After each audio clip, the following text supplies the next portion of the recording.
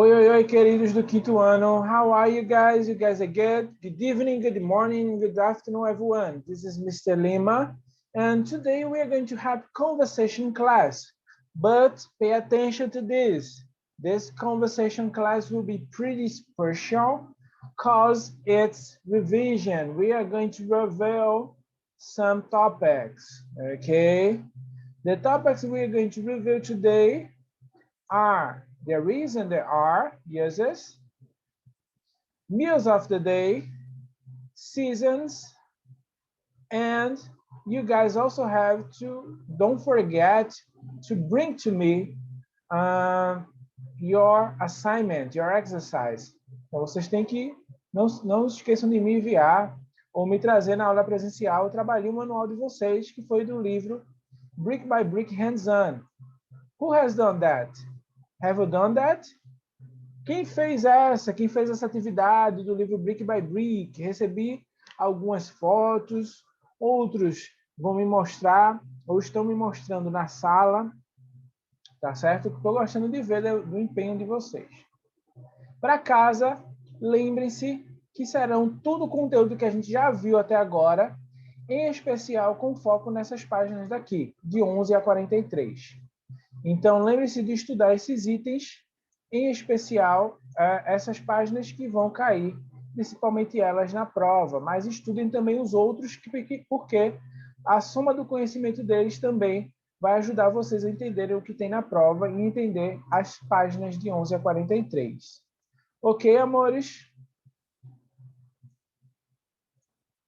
Então, vamos seguir. Primeiro tópico. Quero lembrar para vocês, não esqueçam de me entregar, de enviar foto do livro Brick by Brick, do exercício, páginas 8 e 9, ok? And by now, we are going to go to verb there be, there to be. Então, aqui eu quero lembrar para vocês os usos do verbo there to be, ou seja, there is e there are. Lembrando, o verbo é o mesmo, só que ele tem usos diferentes, né? Para o singular e para o plural. Então, é importante a gente observar como ele se comporta. Olha lá. There is e there are. Como usar o there is e there are em inglês? Olha lá. There is e there are significam a mesma coisa, como o tio já falou. Ou seja, a tradução das duas em português é a mesma coisa. A gente pode traduzir para a. Ou, vocês vão ver, para tem também. Só que tem um sentido específico que significa a, certo? Pay attention to this. Certo? Então, observem essas imagens que o tio está mostrando, essas frases que o tio está mostrando aí na tela. E depois eu quero checar com vocês se vocês fixaram esse conteúdo. Importante, vai cair na prova, tá? Então, vamos lá. Frase 1. There is a girl in the room. There is a girl in the room. Ou seja, há uma menina na sala. Há uma menina na sala. Portanto, para singular, eu uso there is. A mesma coisa aqui. There is not a book on the table. There is not a book on the table. Ou seja, não há um livro em cima da mesa. Estou falando apenas de uma pessoa em cima e apenas de um livro, um objeto na segunda. Portanto, não há. E aqui há, mas assim, falando de apenas uma pessoa. E aqui, um objeto. Em seguida, there are 3 people. There are 3 people. O tio está falando que there are 3 people in the room. Há 30 pessoas na sala. There are 3 people in the room. Há 30 pessoas na sala. Assim como aqui embaixo, there are not 100 books in the box. Não há 100 livros na caixa. Nessas duas situações aqui abaixo, o que foi que aconteceu? O tio continuou a falar sobre plural. O tio iniciou a falar sobre plural e nessas duas o tio usou plural. Portanto, quando tratamos de plural com o verbo there to be, nós temos que usar o there are. There are. Tanto para afirmativo, negativo, interrogativo. Certo? Aqui, lembrando, aqui nós estávamos falando de uma menina, um livro. Portanto, o uso do there is e o there is not, ou there isn't, contraído. E aqui abaixo nós falávamos de 30 pessoas e 100 livros. São de 2 acima. São mais de um. Portanto, there are 3 people. There are not 100 books. Portanto, o uso do there are. Lembrando, there are, usamos no plural. Foquem aí, fixem o que o tio está falando. E o there is, no singular. Quando o tio falou que o there is e o there are podem ter o mesmo significado de tem, não é o sentido de possuir algo, de ter algo no seu bolso, de ter algo para você carregar para um lado e para o outro. E sim, o fato de a gente falar da maneira coloquial, de maneira natural, popular, e até conversando com colegas, com pessoas próximas. A gente costuma, ao repetir essa palavra há uma menina na sala, a gente costuma usar o verbo ter. Tem uma menina na sala, mas a sala não tem a menina. A gente está querendo simplesmente falar que aquela menina está na sala. Ou existe uma pessoa do gênero feminino, uma moça, na sala. Portanto, quando o tio fala o tio também pode usar tem, nesse caso, de uma maneira mais informal. Assim como não há um livro em cima da mesa, a gente costuma falar não tem um livro em cima da mesa. Portanto, there is no, ou there isn't, a book on the table. Ok? Aqui, há 30 pessoas na sala.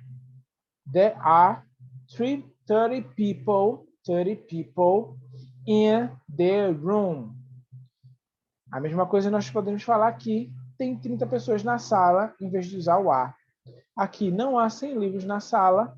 Usaremos também não tem 30 pessoas na sala, certo? No sentido de há. Percebam que, ou seja, nesse sentido, há e o tem a mesma tradução, tá certo? Portanto, a gente pode fazer o seguinte nessas frases. There is one computer in the room. Eu posso traduzir para o modelo como segue aqui, ó. Tem um computador na sala. Certo? Ou seja, há um computador na sala. E aqui, there are 2 computers in the room. Ou seja, tem 2 computadores na sala. Tem 2 computadores na sala, é uma coisa que a gente fala normal. E aqui nós usamos o are porque nós falamos de 2 ou mais itens, certo? There are 3 computers in the room. There are 3 computers in the room. Não usaremos o verbo have. O verbo have significa ter, mas no sentido de posse, de possuir. Eu tenho um livro sobre Harry Potter. Eu tenho uma casa linda. Meu pai tem R$50 na carteira. Isso é o que o tio fala de ter, de possuir. Aí quando o tio fala que se usa o have. Aqui não. Aqui nós estamos falando de existir. There are several computers in the room. Há vários computadores na sala. There are lots of computers in the room. Ou seja, há muitos computadores na sala. Certo? Observem. E quanto à pergunta, tio? Como é que eu faço a pergunta nesses itens? Fácil. Vocês vão inverter a ordem. Em vez de falar there is a computer in the room, há um computador na sala, vocês vão inverter o is pelo there e falar a ordem invertida dessa forma. Is there a computer in the room? Is there a computer in the room? E falando, eu posso responder que sim ou que não. Respondendo que não, ficará dessa forma, there is not. Ou contraído, there isn't. Perguntando no plural, perguntando usando there are, eu posso perguntar dessa forma também, assim como eu inverti com there is. Eu posso fazer o seguinte, observem. Are there, ok? Are there 2 computers in the room? Ou seja, existem ou há 2 computadores na sala? E aí a resposta pode ser afirmativa ou negativa. Yes, there are. Ou no, there aren't. Se eu quiser falar não contraído, eu falo assim, no, there aren't. No, there are not. Certo? No, there are not. Não, não existem. Contraído ou contrário dessa forma, certo? There aren't. Contração do there is. There isn't. There isn't. Contração do there are, no negação, there aren't. Ok? Lembra-se que o tio falou do verbo have, que é o verbo ter. Ele é diferente desse aqui que nós estamos falando que existe algo em algum lugar. É importante que vocês não cometam esse erro aqui que o tio vai mostrar. Have a girl in the room. Have nós usamos como posse, portanto está errada essa frase, certo? Significa que alguém tem aquela garota ou que a sala tem aquela garota. Não, está errado. Significa, usaremos de maneira correta there is. There is a girl in the room. Então, aqui, incorreto. Errado. Incorreto. Aqui, em seguida, have not a book on the table. Have not a book on the table. Incorreto. Erradão. Erradíssimo. Ou seja, se a gente traduzir ao pé da letra, ficava não tem um livro na mesa. Né? Mas, em contrapartida, deveremos usar, in English, there is not ou there isn't, certo? Aqui, ó, there is ou there are. O verbo have significa quando alguém tem alguma coisa, alguém possui algo. E aqui nós estamos falando do fato de existir. A mesma coisa para o plural também, não cometam esse erro. Have 3 people. Have not 100 books. Ou seja, não tem, não tem, não. A gente deve usar there is e o there are, assim como usamos aqui, ó. There aren't, there isn't, certo? E usamos nas anteriores there are, there is, certo? Devemos usar dessa forma e não have. Have estará incorreto. Have é quando alguém possui. Eu tenho um cartão de crédito. I have a credit card. Certo? Nesse sentido, e não no sentido de existir. Prestem bastante atenção e não cometam esse errinho. Em seguida, o que o tio quer falar com vocês é o seguinte.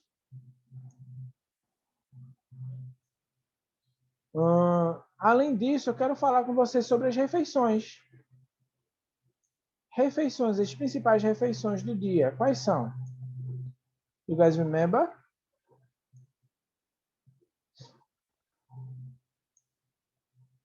Vamos aqui, o tio trouxe um resumão e outras principais refeições do dia.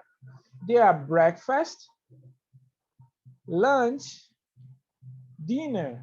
Reparem que existem outras e vocês podem ir em casa estudar.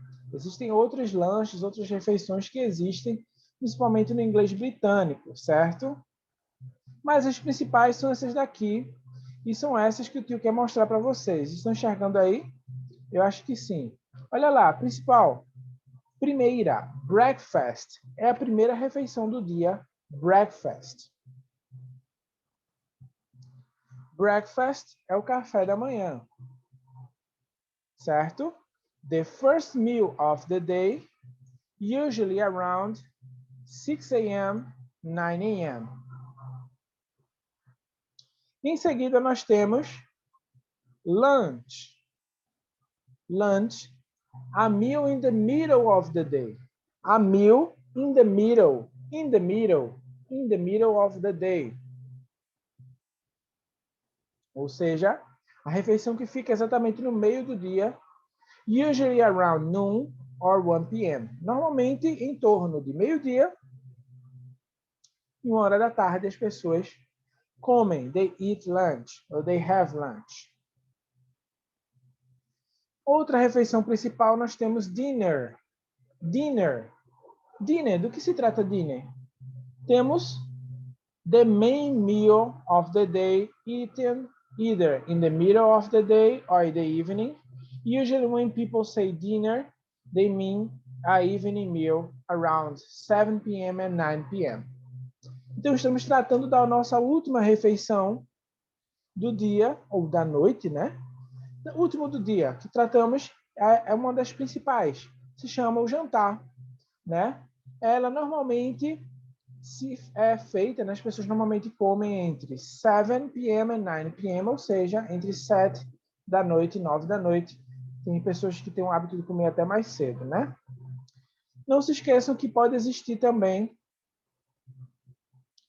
snacks between them, ou seja, lanches entre uma e outra refeição. Gente, antes que vocês passem desapercebidos sobre o assunto there is, there are, que a gente já viu, eu quero que vocês deem uma olhadinha e copiem no caderno de vocês essas sentenças aqui. Eu vou deixar uns 5 minutinhos mais ou menos vocês copiando, porque é importante que vocês saibam quando usar, tá certo? Quero que vocês copiem essas daqui, ó. Certo? Copiem e estudem também em casa depois, tá?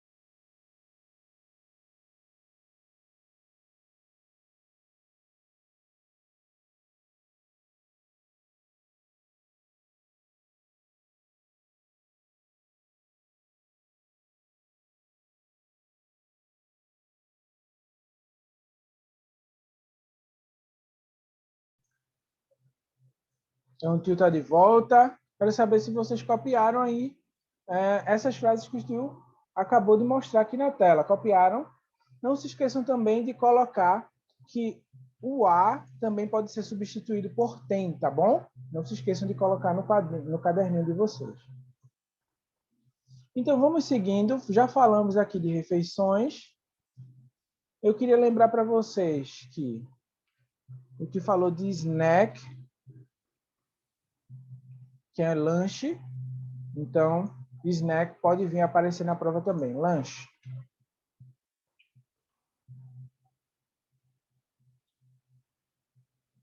Snack é lanche em português.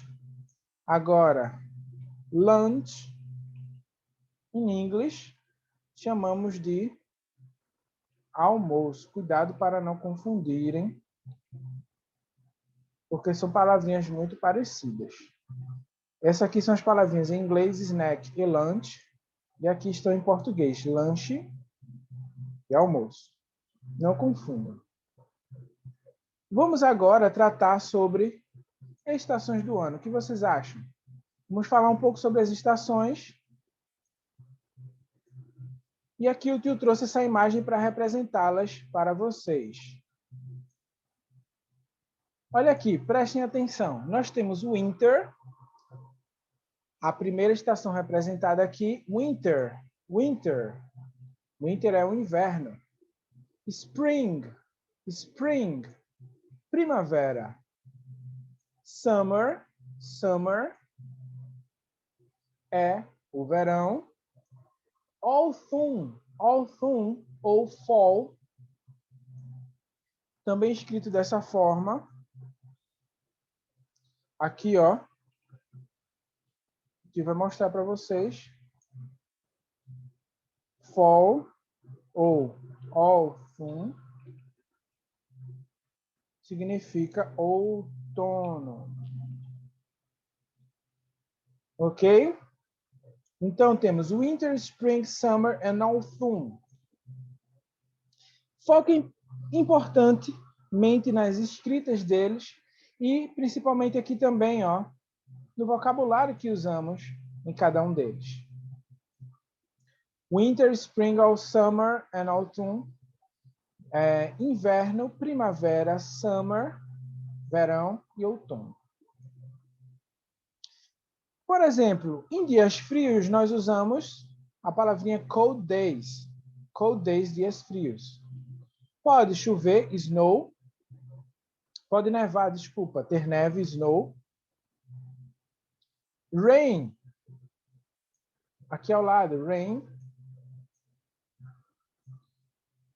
Já chamamos chuva, né?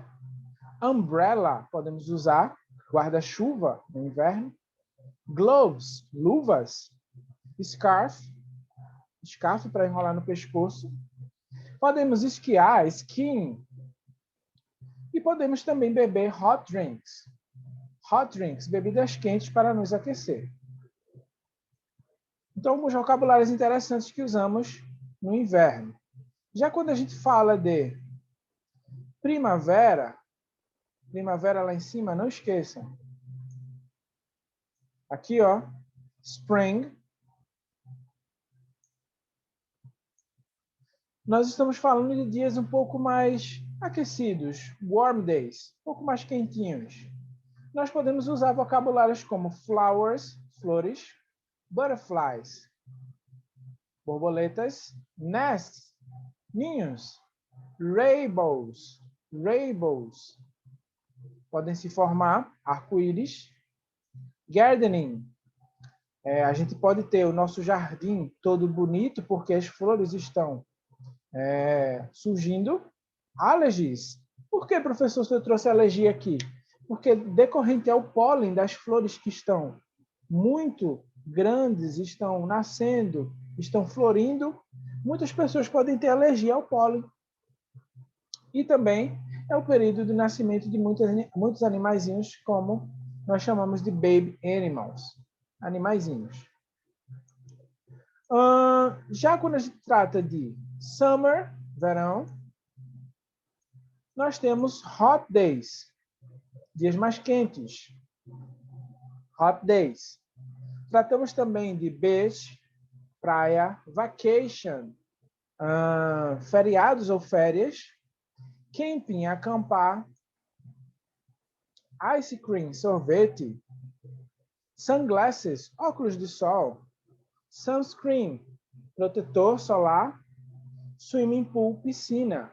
São alguns vocabulários interessantes quando falamos de verão. Falando de outono, nós temos dias mais frios, mais frescos. Chamamos de cool days. Cool days. É o momento em que leaves fall. É o momento em que as folhas caem, certo? The wind blows, ou seja, há vento. Também há colheita, harvest. Pode ficar um pouco mais nublado e é um momento também de colheita das abóboras, pumpkins. Ok?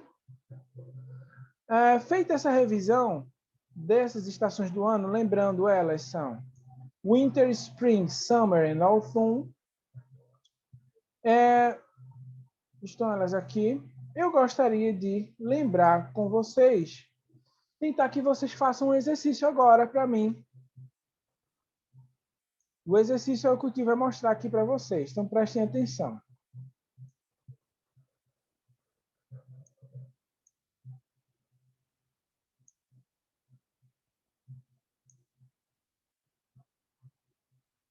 Eu quero que vocês tentem responder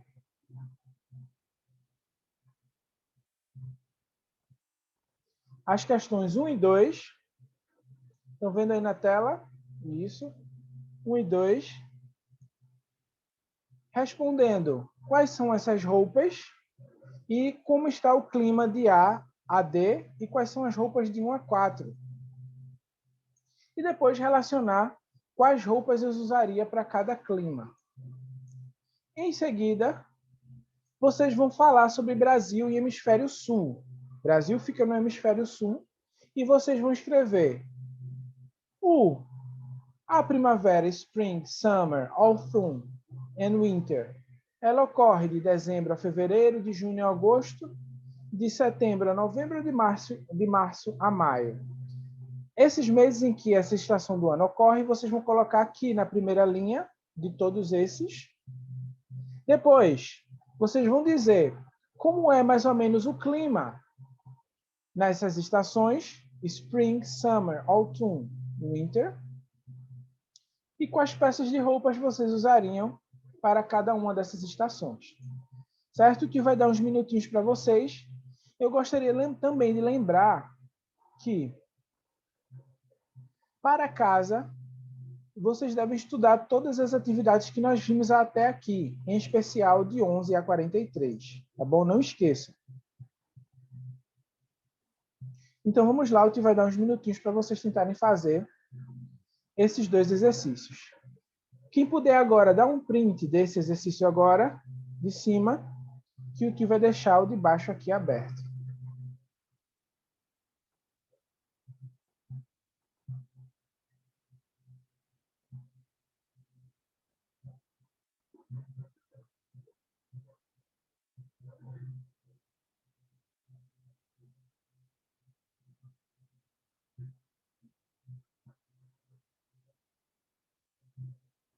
Vou deixar uns minutinhos vocês tentando fazer.